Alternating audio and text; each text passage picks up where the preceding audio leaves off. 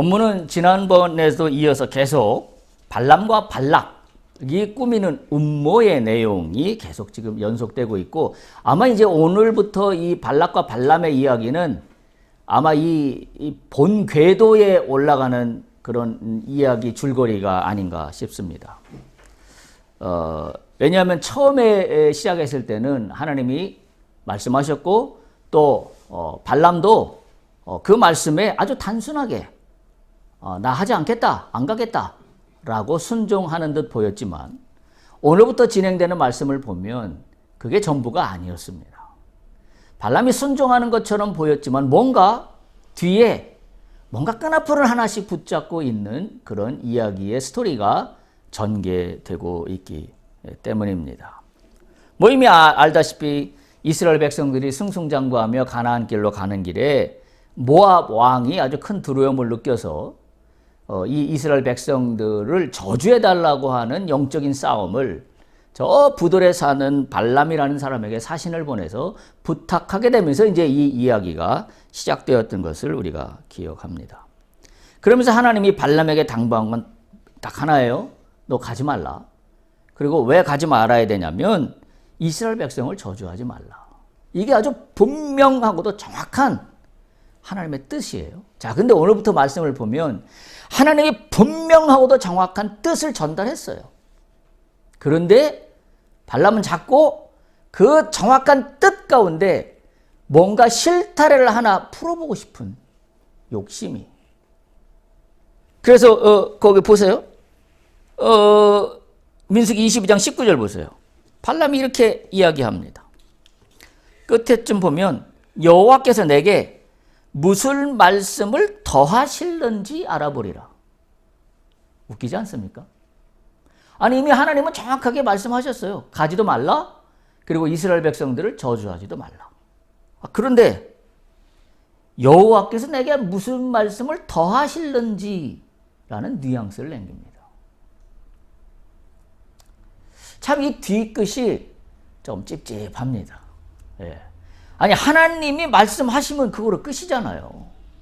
인간도 아니고 또 무슨 선택지가 있어서 자 이거 아니면 이거다라고 주신 것도 아니고 정확하게 결론을 다 내리셨어요. 가지도 말고 저주하지도 말라. 근데 발람은 오늘 여호와께서 내게 무슨 말씀을 더하실는지 알아보리라. 뭔 얘기예요? 소위 이런 표현에서 그렇습니다만 이게 말입니까? 방구입니까? 근데 가만히 이걸 보면 우리의 마음이에요. 처음에 성령께서 나에게 감동을 주셔서 내가 이러해야 되겠다, 이렇게 하지 않아야 되겠다 결정했어요. 근데 어떡하나요? 발람처럼 여호와께서 또 뭐라고 말씀을 더 하실는지 내가 알아봐야 되겠다. 여러분 거기에 넘어가면 안 돼요. 그 사탄의 장난입니다. 뭘 여호와께서 더 말씀하세요? 이미 말씀 끝났는데 넌 가지도 말고 저주하지도 말라. 결론 끝났어요, 하나님은. 근데 지금 발람은 또 뒤끝에 무엇인가 실마리를 만들고 싶어 합니다. 그 실마리가 뭘까요? 자기 생각이죠. 자기 욕심이죠. 뭔가 안 가겠다고 말을 했는데 이게 찜찜한 거죠. 왜? 더 좋은 기회가 있는데 내가 이걸 놓치는 것 같은 생각이 드는 거죠. 그 이유 중에 하나는 오늘 뭐라고 그랬어요? 발락이 첫 번째 발람이 거절하니까 15절에 보면 더 높은 고관들을 보냅니다. 우리가 이 어떤 이 스토리의 전개 과정에서 일어나는 이 단락단락의 이 순서 진행되는 거를 나한테 적용해 볼 수 있어야 돼요. 자, 이쯤 되면 나는 안 넘어갈까요? 자, 예전에 거절했어요. 아주 심플하게 거절했어요. 심플하게 거절할 때는 나도 아주 단순했어요. 여호와께서 말씀하신 대로 그대로 딱 결정하고 딱 나도 끝냈어요. 그런데 그 다음에 더 큰 거 뭔가 나에게 다가옵니다. 결정을 끝냈는데. 그래서 무슨 헷갈리기 시작할까요? 이게 하나님 뜻인가? 이거 하나님 말씀하시는 건가? 그렇게 되기 시작하면서 뭔가 처음에 하나님이 주신 약속의 말씀을 잡고 뭔가 바꿔보려고 싶어 하는 그런 마음들이 우리에게 들어오기 시작합니다. 오늘 말씀을 딱 그것을 보여주고 있어요. 더군다나 계속되는 모압 왕 발락이 은과 금으로 공세를 취합니다. 그러니까 이전보다 더 많은 기회, 이전보다 더 많은 재물의 기회가 지금 나한테 와요. 이미 내가 결론 내렸어요. 근데 뭔가 더 많은 기회가 와요. 근데 이미 내가 내린 결론을 뭔가 조금 수정해야만 내가 이 더 많은 기회와 재물을 가질 수 있는 이 상황 전개로 지금 바뀌고 있는 거예요. 여러분 어떠십니까? 이런 상황이 나에게 온다면 나는 넘어가지 않을 재간이 있을까요? 아마 모르긴 몰라도 아무도 장담할 수 없습니다. 아무도 장담할 수 없습니다. 왜? 지금 이전보다 더 큰 기회가 왔는데, 더 큰 재물이 왔는데, 더 높은 사람이 나한테 와서 머리를 조아리는데, 아마 이쯤 되면 내가 뭐라고 들어줘야 되는 거 아니야? 라고 생각하는 게 그 인지상정 아니겠습니까? 근데 그 본질을 가만히 보면 인지상정이라고 쉽게 이렇게 타당성을 부여하면 넘어가지 못할 그 본질을 우리는 놓치면 안 돼요. 그 본질이 뭐예요? 하나님 하지 말라고 한 거예요. 근데 그 하나님 하지 말라고 한 본질은 이쯤 되면 어떻게 돼요? 자꾸 잃어버리기 시작합니다. 그리고 솔직한 얘기로 내 속에서 자꾸 이 본질을 잃어버리고 싶어. 잊어버리고 싶어. 그리고 겉으로 드러난 부귀영화를 붙잡고 싶어. 이게 솔직한 나의 마음이에요. 내 속에 도사리고 있는 거죠. 그래서 저는 오늘 이 말씀을 통하여 발람에게 전개되는 이 상황의 변화를 통하여 인간의 죄성을 한번 들여다보고 싶습니다. 그건 어찌 보면 우리의 죄성이기도 합니다. 그래서 저는 오늘 말씀의 제목을 오늘 민수기 22장 15절에서 20절 말씀을 보면서 제목을 뭐라고 삼았냐면 믿음 뒤에 숨은 욕심의 허영입니다. 저는 딱 이 제목이 기가 막힌 제목을 뽑았다고 저는 스스로 생각했어요. 이 제목을 제가 고심 끝에 정하고 나서. 딱 우리의 이야기거든요. 우리가 하나님을 믿지 않는다고 한 번도 이야기해 본 적이 없는 사람들이에요. 근데 우리는 믿음이라는 앞모습과 내 욕심이라는 뒷모습의 허영 가운데 오늘 발람처럼 무엇인가 자꾸 여호와가 나에게 처음 주셨던 마음을 바꿔보려고 하는 내 욕심의 허영심이 결국은 내 믿음의 그 형상을 갉아먹고 있는 것을 나는 허용하고 있다. 허용하고 있다. 라는 생각을 떨쳐버리지 않을 수가 없습니다. 말씀드린 대로 첫 번째 사신을 보낼 때 모압 왕이 예물과 또 복채를 보냈다 그랬잖아요.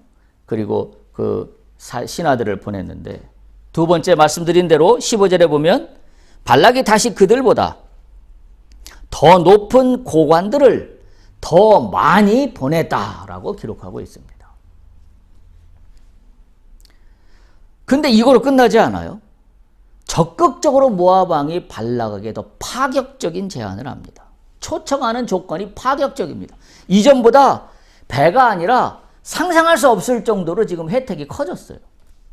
발락이 제안하는 혜택이. 17절에 보면 이렇게 진행이 됩니다.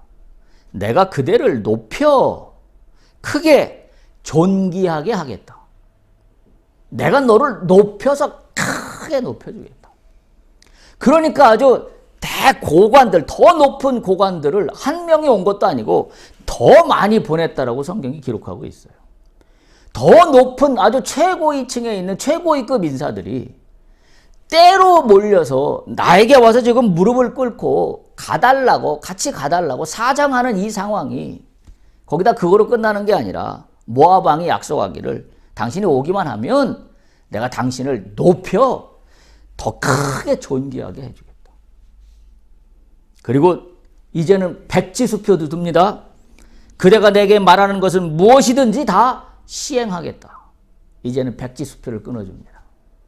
뭐든지 말만 해. 다 해줄 거니까. 뭐 얘기 끝난 거 아닙니까? 자, 고관들이 때로 몰려와서 머리를 조아립니다. 그리고 왕의 칙령을 갖고 와서 그대로 전달합니다. 당신이 우리가 요구하는 대로만 모압 땅에 가주기만 한다면 당신을 높여서 더 크고 존귀하게 해주겠다. 그리고 원하는 것 무엇이든지 당신 마음대로 다 하시오. 우리 왕이 보장합니다. 이보다 더 큰 기회가 어디 있을까요? 우리로 따지면. 제가 다시 한번 당부드려요. 이런 기회가 왔을 때 우리가 놓치지 말아야 되는 게 뭐라고요? 본질이에요. 본질. 본질은 뭐예요? 가지 않는 겁니다. 가지 않고 이스라엘 백성을 저주하지 않는 거예요. 그게 본질이에요. 근데 지금 이 고관들을 보내고 은과 금을 보내고 더 많은 어떤 그 혜택들을 파격적으로 제한하는 것은 비본질입니다. 근데 이쯤 되면 어떻게 되나요? 모든 인간은 비본질을 본질로 바꾸기 시작합니다.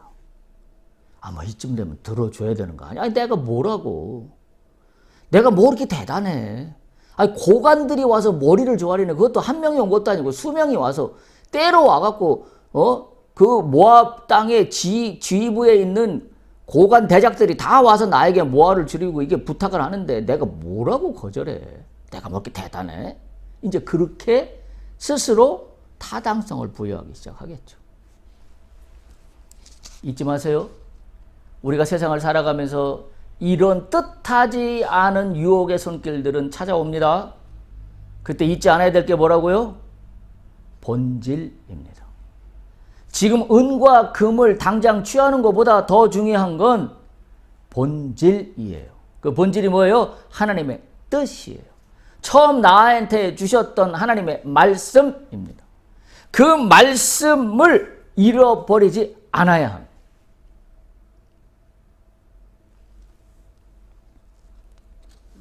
우리가 여기서 지금 깨닫는 게 이런 거예요. 사탄의 유혹은 결코 쉽게 포기하지 않는다. 사탄은 쉽게 물러나지 않는다. 그래서 뭐예요? 내가 넘어가고 내가 수락할 수밖에 없는 파격적인 제안을 하는 겁니다. 여러분, 우리가 세상을 살아가면서 그런 일이 많지 않겠어요? 특히 사업을 하면서도 그런 일들은 많을 겁니다.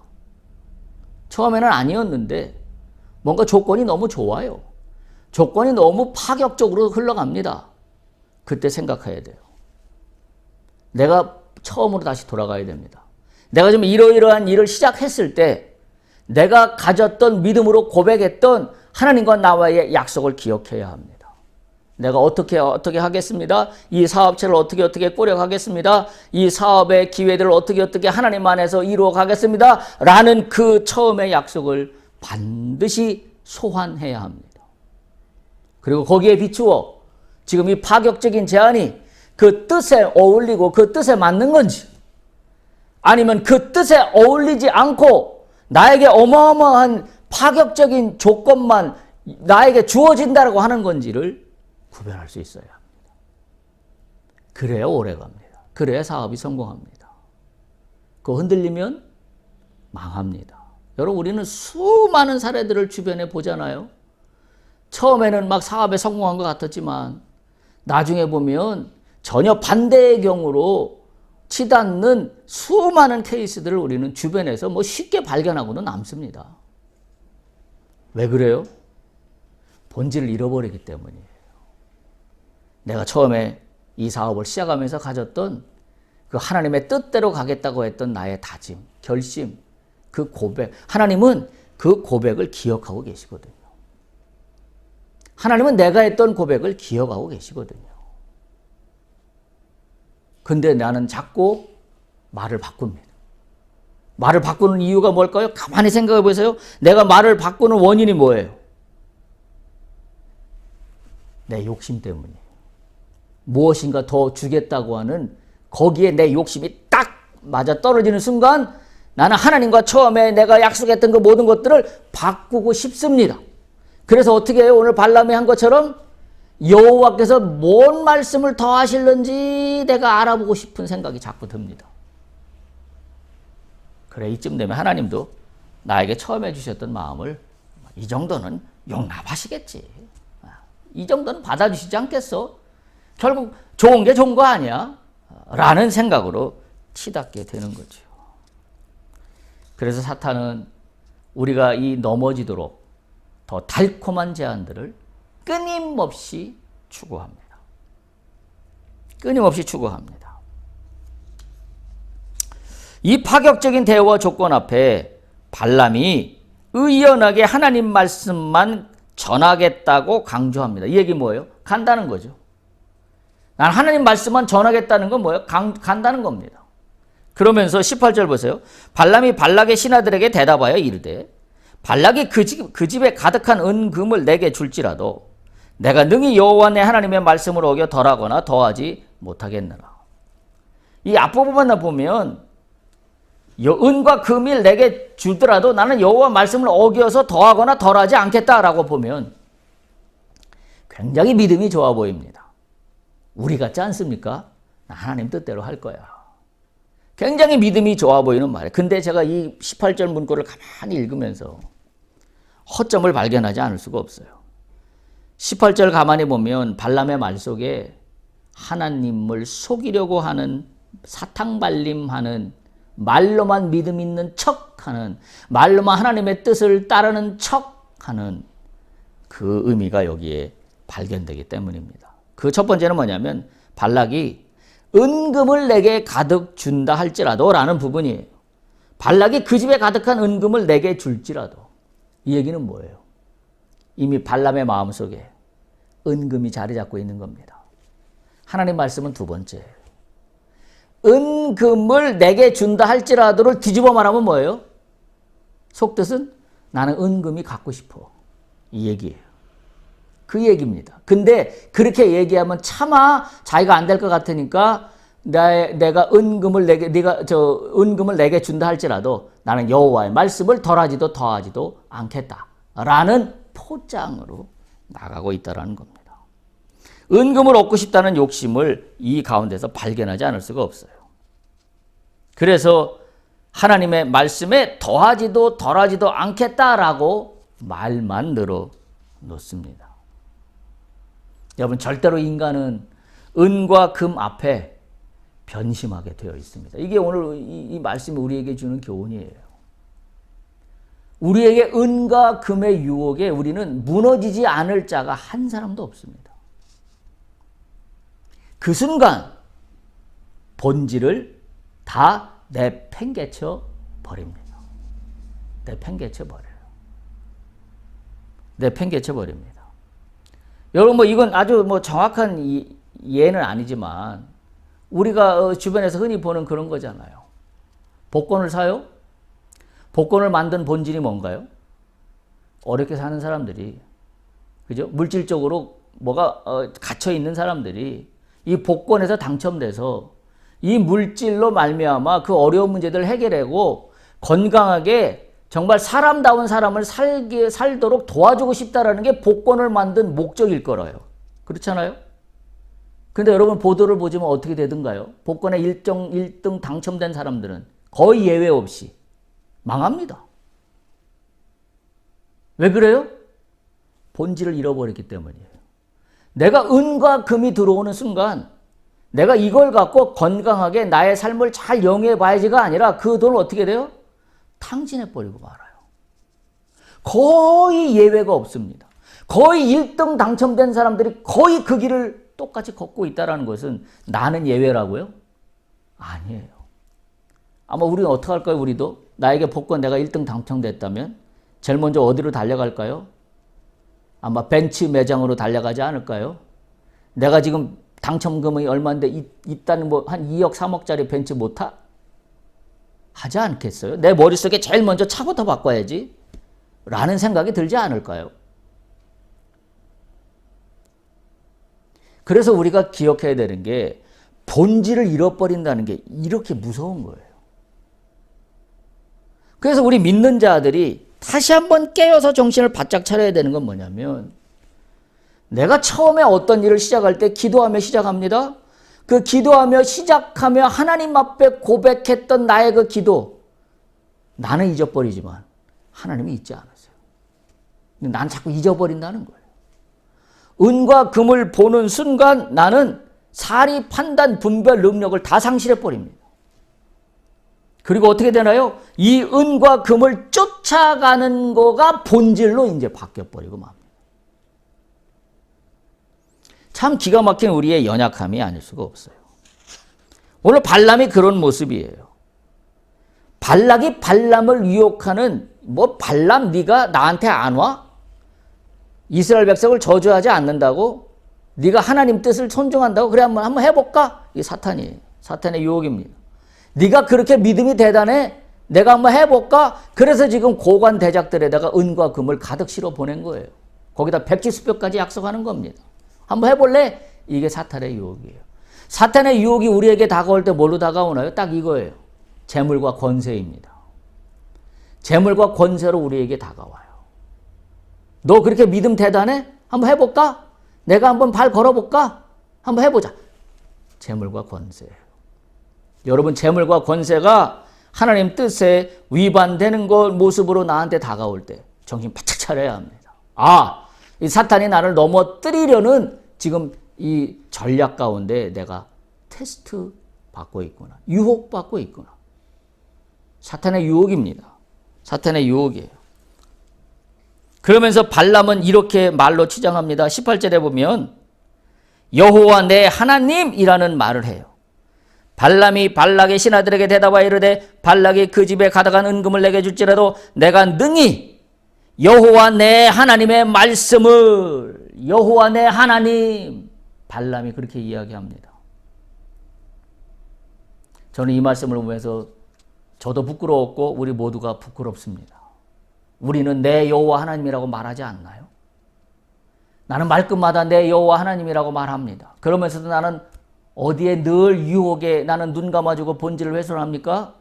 사탄의 재물과 권세의 유혹에 나는 눈을 감아줍니다. 그러면서 나는 내 여호와 하나님, 오늘 발람이에요. 내 여호와 내 하나님 말씀 어길 수 없다. 발람은 심히 흔들리고 있습니다.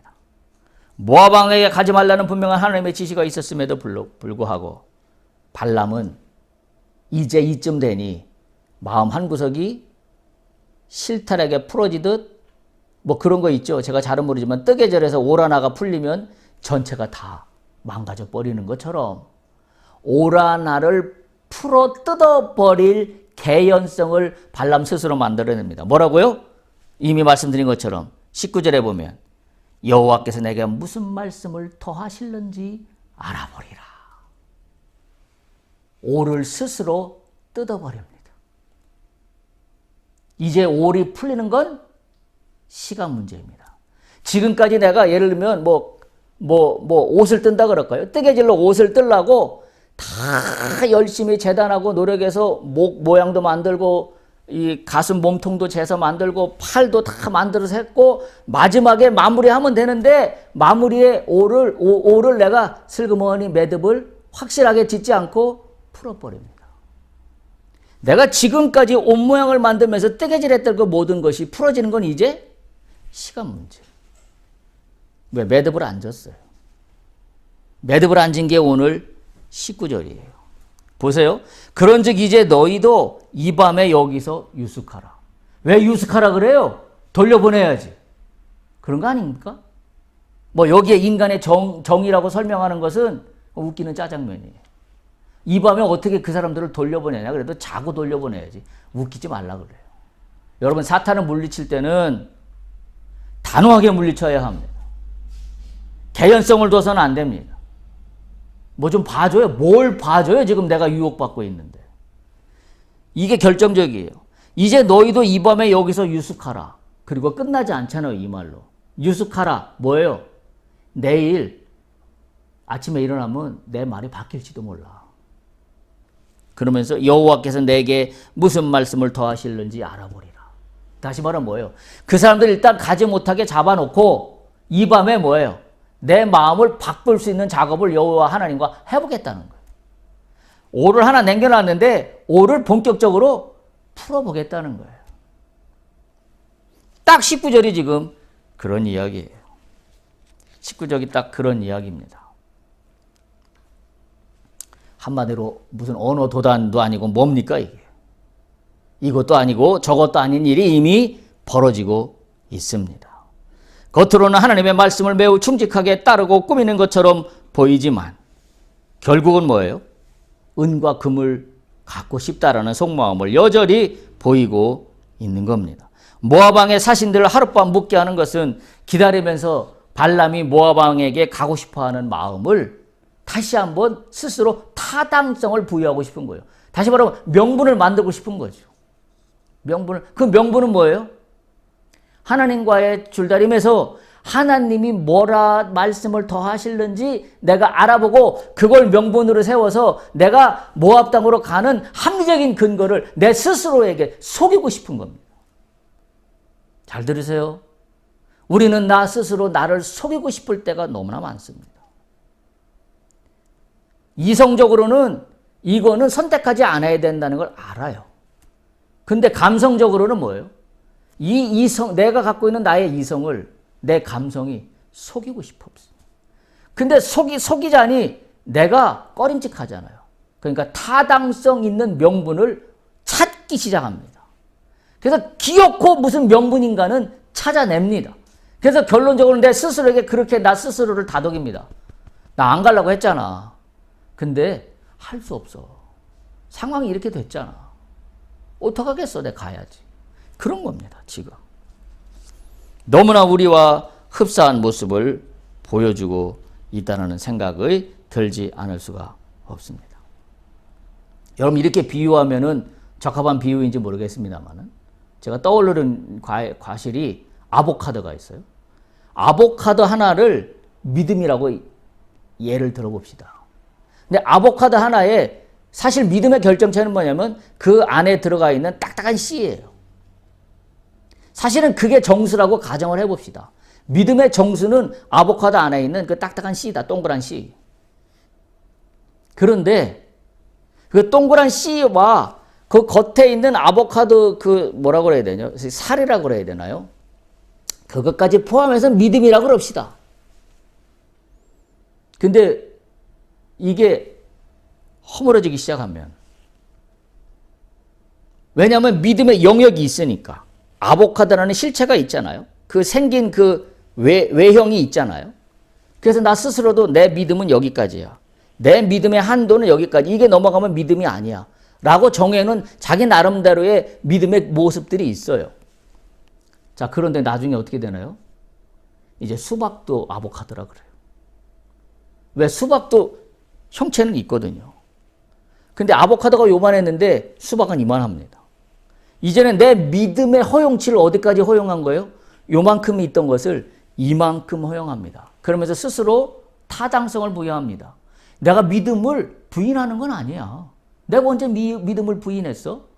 다만 상황을 고려해서 이럴 땐 이렇고 저럴 땐 저런 거에서 중심에 나는 하나님을 두고 있어. 근데 나는 이만큼 정하고 있어라고 믿음이라고 수박 보고 이야기합니다.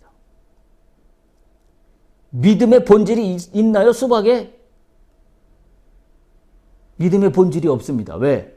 아보카도는 가장 가운데 딱딱한 씨의 결정체, 그게 제가 믿음이라고 가정했어요. 그게 있지만 수박에는 이게 없어요. 씨가 사방에서 흩어져 있습니다. 결정체가 어디 있지도 않아요. 그리고 이만한 수박 덩어리만 있을 뿐입니다. 그리고 나는 이것을 내 믿음이라고 이야기하고 싶어 합니다. 뭐 적절한 표현일지는 모르겠습니다만은.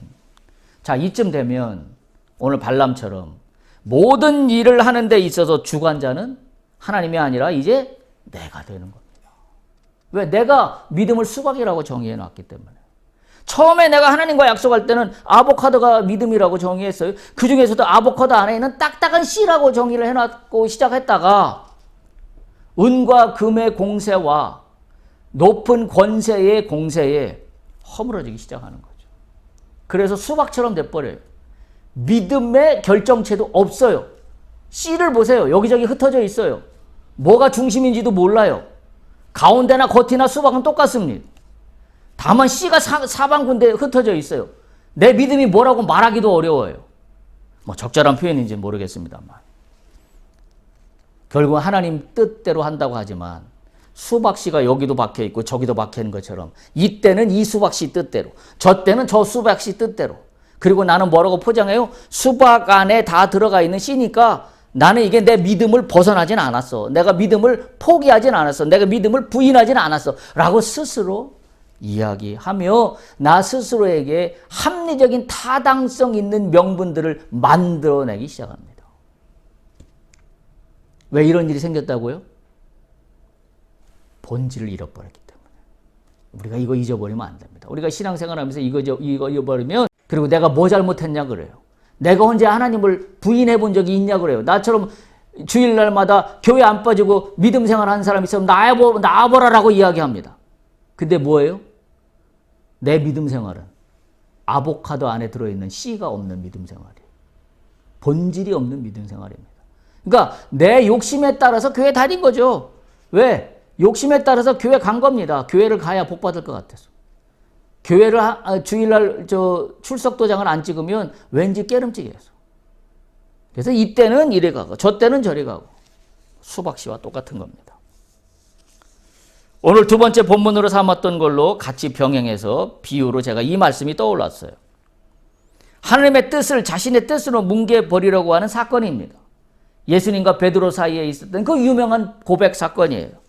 뭐 마태복음에도 나옵니다만은 마가복음 오늘 본문으로 삼고 있는 8장 29절 33절에 보면 우리가 너무나 잘 알고 있는 고백입니다. 베드로의 고백이에요.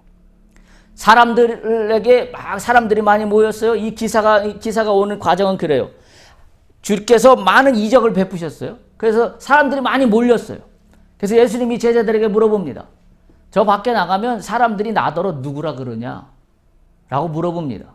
그랬더니 더러는 엘리야요, 더러는 요한이요, 더러는 선지자요 라고 주님을 향하여 그렇게 말하는 사람들이 많더이다. 그러시게 이야기하세요. 그랬더니 주께서 베드로에게 물으십니다. 베드로야, 29절이에요. 너는 나를 누구라 하느냐? 사람들은 엘리야요, 요한이요, 선지자라고 나에게 얘기하는데 너는 나를 누구라고 하느냐? 여러분은 오늘 주님을 누구라고 하십니까? 똑같은 질문입니다. 그랬더니 베드로가 대답합니다. 주는 그리스도시니이다. 물론 마태복음에는 거기 뒤에 하나 더 붙어 있죠. 하나님의 아들이니이다 라고도 붙어 있는데 어쨌든 핵심은 주는 그리스도시예요. 주는 메시아입니다. 주는 구원자입니다. 주는 우리의 유일한 구원자이십니다. 이 고백이에요. 나의 구세주이십니다. 이 고백입니다. 베드로가 본질을 확 뚫었어요. 주님이 굉장히 기뻐하셨습니다. 그러면서 말씀을 이어가죠. 31절에 보면 세 가지를 말씀하세요. 고백을 하시고 나서 인자가 많은 고난을 받고 장로들과 대사장들과 서기관들에게 버림받아 죽임을 당하고 사흘 만에 살아나야 할 것을 비로소 그들에게 가르치셨다. 많은 고난을 받을 것이다. 장로들과 대제사장들과 서기관들에게 버림받을 것이다. 그리고 죽을 것이다. 부활할 것이다. 베드로가 뭐라고 그랬어요? 뭔 말씀이십니까? 주님이시여. 예? 고난을 받다니요. 버림을 받다니요. 구원자 되시는 분이 죽임을 당한다니요. 뭔 얘기십니까? 그게 뭐냐면 32절에 드러내놓고 이 말씀을 하시니 베드로가 예수를 붙들고 항변하였다라고 기록하고 있습니다. 그때 주님 뭐라고 그랬어요? 사탄아 물러가라. 사탄아 물러가라. 잘 들으세요. 베드로 뭐라고 고백했어요? 주는 그리스도시니이다. 주님이 아주 기뻐하시는 고백을 올려드렸어요. 뒷면입니다. 바로 어떻게 됐어요? 사탄아 물러가라. 왜 이런 차이가 나왔나요? 주는 그리스도시니이다라는 본질을 잃어버렸어요. 바로 본질을 잃어버리면 사탄하고 똑같이 됩니다. 기억하셔야 돼요. 내가 본질을 잃어버리면 사탄이 하는 말을 하고 있습니다. 이걸 오늘 이 기사가 우리에게 알려주고 있어요. 여러분이 뒷것만 쳐다보면 당황스러워요. 아니, 주는 그리스도신이라고 고백한 베드로가 뭘 잘못했어? 근데 베드로에게 사탄아 물러가라니요. 아마 이 성경을 읽는 많은 그리스도인들이 당황스러울 거고 우리도 적잖이 당황스러운 부분입니다. 그러나 오늘 제가 드린 이 말씀을 알면 전혀 당황스럽지 않습니다. 본질이 있었지만 본질을 잃어버리는 순간 사탄이 하는 말을 합니다. 오늘 이 본문의 이 기사는 그걸 우리에게 이야기해주고 있습니다. 그걸 이야기해주고 있어요. 하나님의 뜻을 본질을 벗어나는 순간 하나님의 뜻이 아니라 거기에 누가 들어가요? 자신의 해석이더라고요. 베드로가 그랬잖아요. 주는 그리스도신이다 본질을 이야기했는데 예수님이 고난을 받을 것이다, 버림받을 것이다, 죽임을 당할 것이다, 그리고 부활할 것이다 말씀하시니까 베드로가 자기가 해석하는 거예요. 뭔 얘기예요? 주님이 죽다니요? 주님이 버림받다니요? 무슨 말씀하시는 겁니까? 주님 항변했다 그랬대요. 여러분 고대 이때 당시에 제자가 스승에게 항변하는 것은 있을 수도 없는 일이에요. 근데 성경은 항변했다라고 기록하고 있어요. 스승의 말씀을 곧 하늘이에요. 법이에요. 근데 항변했으니까 여기 한 줄로 짧게 나와서 그렇지 아마 얼마나 심하게 격하게 분노하면서 이야기했을까라는 것은 베드로의 그 성격을 우리에게 추론해 볼 때 좀 짐작이 갑니다. 얼마나 불같이 화를 냈을 거예요. 주님 뭔 얘기입니까 지금 말이죠. 에? 내가 지금 주님을 그리스도라 했는데 주님이 지금 할 얘기입니까 이게? 아마 그러지 않았겠어요. 본질을 잃어버리면 자기 해석이 들어갑니다. 또 마찬가지로 자기 해석이 들어가기 시작하면 본질을 잃어버려요. 그러니까 주님은 단호히 거절하십니다. 사탄아 물러가라. 이렇게 하는 거예요. 발람이 고관 대적들이 와서 어떻게 했어요? 은과 금을 주면서 가자라고 할 때 하룻밤 유숙하자고 하면 안 되는 겁니다. 어떻게 했어야 돼요? 사탄아 물러가라. 지금 당장 발길을 돌려 니네 나라로 돌아가라 라고 했어야 하는 거예요. 주님의 말씀에서 우리는 배울 수 있어야 해요. 여러분한테 축복하며 권면합니다. 사탄에 유혹할 때 아무리 은과 금을 수없이 퍼준다 할지라도 사탄아 물러가라. 단호히 거절할 수 있는 믿음의 용기가 있기를 축복합니다. 그래야 해요. 우리는 그걸 배워야 내가 살아요. 내가 하나님 뜻대로 살 수 있어요. 그걸 잃어버리면 본질을 잃어버리면 바로 내 입술에서 뭐가 나와요? 사탄이 하는 얘기를 해요. 그래서 주님으로부터 책망받게 됩니다. 사탄아 물러가라. 사탄아 물러가라.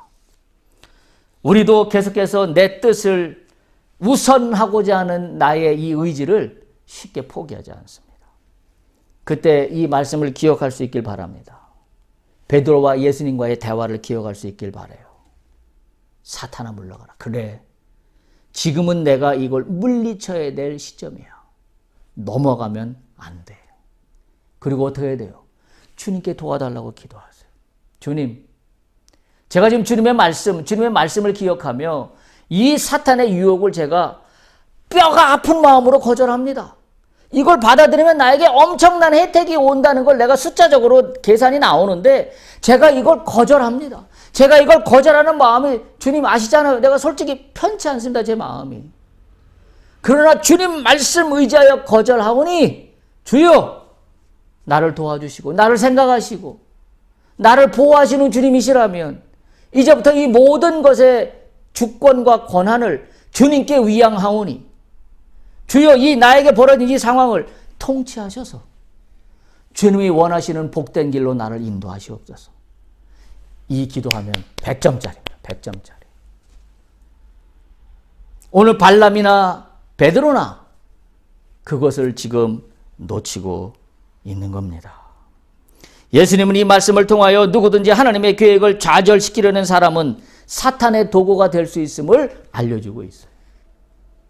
발람도 마찬가지예요. 하나님의 뜻을 자기가 해석하여 자기가 뭔가 여지를 알아 실타를 하나 오를 하나 풀어놓으려고 하는 순간 자신이 하나님의 도구가 아니라 사탄의 도구가 될 수 있다는 사실을 반드시 우리는 영적으로 꿰뚫어 볼 수 있어야 합니다. 하나님 일을 생각하지 않고 도리어 사람의 일을 생각하기 때문이라고 베드로와 예수님의 기사에서 예수님이 그렇게 말씀하세요. 마가복음 8장 33절에 보면 예수께서 돌이키사 이렇게 말씀하세요. 제자들을 보시며 베드로를 꾸짖어 이르시되 사탄아 내 뒤로 물러가라. 네가 하나님의 일을 생각하지 아니하고 도리어 사람의 일을 생각하는도다 하셨다. 오늘 발람도 그런 거 아니에요? 발람에게도 하나님이 그렇게 말씀하고 싶을 거예요. 네가 하나님의 일을 생각하지 아니하고, 다시 말하면 내가 가지도 말고 저주하지도 말라고 하는 일을 생각하지도 아니하고 도리어 사람의 일을 생각하는도다 이 발람아 라고 하나님이 아마 말씀하시지 않았을까요? 여기 성경에는 기록되어 있지 않았지만 흘러가는 스토리로 보면 우리가 기억하기를 원하는 건 두 가지입니다. 우리가 신앙생활에서 흔히 저지르는 실수 두 가지입니다. 첫 번째는 하나님의 관점으로 일을 바라보지 않는 겁니다. 이게 첫 번째 실수예요.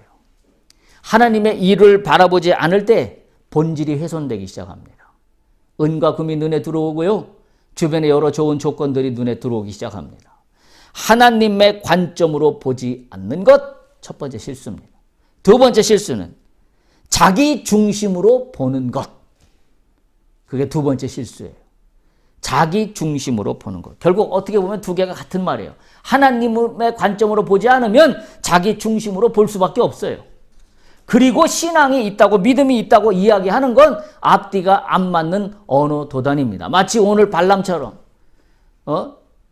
가지도 결국은 갈 거면서, 그러면서 돌려보내지 아니하고 사신들을 오늘 이 밤에 내가 주는 저 숙소에서 유숙하라? 돌려보내지 않고, 그리고 한술 더 떠요. 이 밤에 하나님이 나에게 뭐라고 말씀을 더 하실런지 내가 알아보겠다. 말입니까? 장난입니까? 근데 이걸 우습게 여길 게 아니라 오늘 나의 모습이에요. 오늘 우리의 모습입니다. 오늘 모습이에요. 우리가 늘 갈등을 겪고 있는 신앙의 현주소예요. 기억하세요? 하나님의 관점으로 바라보는 것, 내 중심으로 바라보지 않는 것, 그게 신앙에서 실수를 하지 않을 유일한 대안입니다. 유일한 대안이에요. 발람 자신이 하나님의 도구가 아니라 사탄의 도구로 전락할 수 있다는 사실을 우리는 잊지 않아야 합니다. 오늘 우리가 이 말씀에서 배우는 교훈은 그런 거예요. 영적 전쟁에서 방심은 금물입니다. 방심은 어떨 때 들어와요? 자, 처음 가지 않는 게 뜻이었어요. 자, 근데 방심하도록 유혹이 들어옵니다. 그게 뭐예요? 재물과 권세예요. 영적 전쟁에서 방심은 절대 해서는 안 됩니다. 왜? 방심하는 순간 나는 질 게 뻔해요. 왜? 은과 금의 공세 앞에 무너지지 않을 인간이 없기 때문입니다. 하나님을 믿는다고 하는 것이 그래서 그렇게 말로만 할 수 있는 문제가 아니라는 사실입니다. 발람은 악인의 꾀를 따라갑니다. 죄인의 길에 서 있습니다. 오만한 자의 자리에 앉아 있습니다. 우리가 지난번에 얘기한 것처럼 이런 사람은 복 있는 사람이 아닙니다. 하나님의 허락을 이루어낼 수 없습니다. 설령 하나님이 허락하셔서 가는 일이 발생한다 할지라도 그건 하나님이 온전한 허락이 아닙니다. 결국 발람이 가고 싶은 마음을 하나님이 아시고 그냥 그래 가봐라 라고 하실 뿐입니다. 그런 이야기들이 뒤에 나오고 있습니다. 우리가 착각하면 안 되는 것은 나의 뜻을 관철시키는 것이 믿음이 아니라 나의 뜻을 하나님의 뜻에 맞추는 것이 믿음입니다. 할렐루야. 반드시 기억하세요. 나의 뜻을 관철시키는 것이 믿음이 아니라 나의 뜻을 하나님의 뜻에 합당하게 맞추려고 하는 것이 믿음이에요. 그게 믿음입니다. 발람의 오만은 뭐예요? 결국 자신의 뜻을 관철시키려고 하는데 오만함이 있는 거예요. 이런 자는 어떤 자예요? 오만한 자의 자리는 복이 있는 자의 자리가 아닙니다. 아닙니다. 오늘 베드로와 예수님과의 대화, 사탄아 물러가라. 그 이유는 나는 주는 그리스도 신이다가 사탄으로 물러가라라는 책망을 받는 이유는 본질을 잃어버리는 순간 나는 사탄처럼 내 입 밖으로 말을 내뱉고 있다는 사실을 우리가 기억한다면 내 겉모습뿐만이 아니라 내 내면 속에 도사리고 있는 나의 죄성을 다시 말해 오늘 말씀의 제목으로 가면 믿음 뒤에 숨은 나의 욕망의 허영심을 내가 성령의 은혜로 주님의 말씀으로 내야만 우리에게는 복된 내일이 허락된다는 사실을 반드시 기억할 수 있기를 축복합니다. 할렐루야.